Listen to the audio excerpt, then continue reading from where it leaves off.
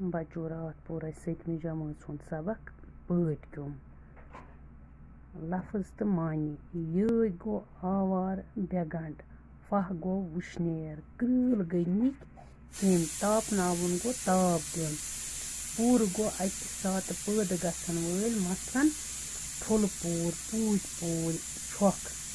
कल वलन गो टूज यम सत कल वलन ई पत सवाल जवाब पट क्योम कम पन सत पानस अंद अंद गोच वनान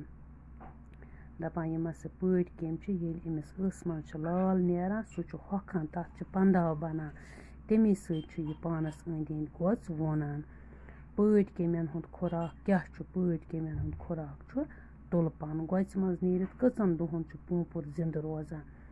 गोच मज नीरित यह रोजान 3 या 4 दुहन जिंद तुल कुल चटनस पे क्या सरकारन ठाक लोगमुत तिकाज अत तुल कुलन सत रेशम सनत वाबस्त अथ पे सास बदन लूकन हुंद ओजक पकान तो तुल कुल अमे सनत सज बुनियाद ये तुलपन तेले हेकन पट कम जिंद रोजित तम हेको रचित पट पनस कम कम चीज वोन वुच से रात पोर पट पनस शाल बनावान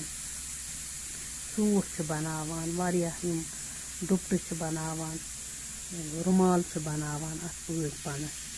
यमन जुमलन सनिव पट क्योम स मज लाल त्रावान सह तुलपन खेवान सह गोच मज मरान सह गुतुल खेव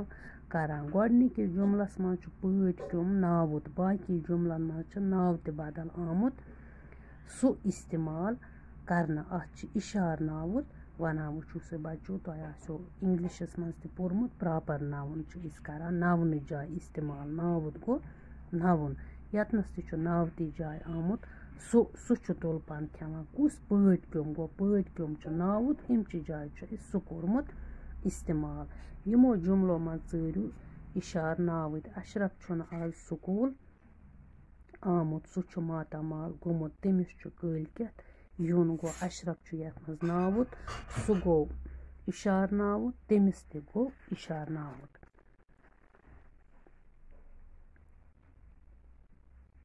चूरम सवाल गो खाली जाय भरियो दिन आमतो लफ्जों मज मुनासिब लफ्जों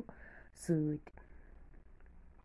तुलपन पट कम सुंद खुराक वुचु सा अत दित दांद सुंद पट कम सुंद तो इंसान सुंद न यह दांद सुंद खुराक न इंसान सुंद यह पट कम सुंद दुयम गो पट कम पानस अंद अंद गोच वनान बुलबुल पट कम तो तुलर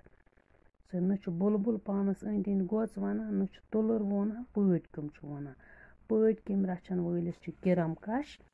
वनान आरी कश किरम कश तो बोर कश रेशम सनत गई गोड़ चीनस मज शुरू खेव करित पट कम वार वार बड़ गसान तुल पट कम जान किस्मुक पट पन पैदा करान मिसाल गो तुल पट कम जान किस्मुक पट पन पैदा करान।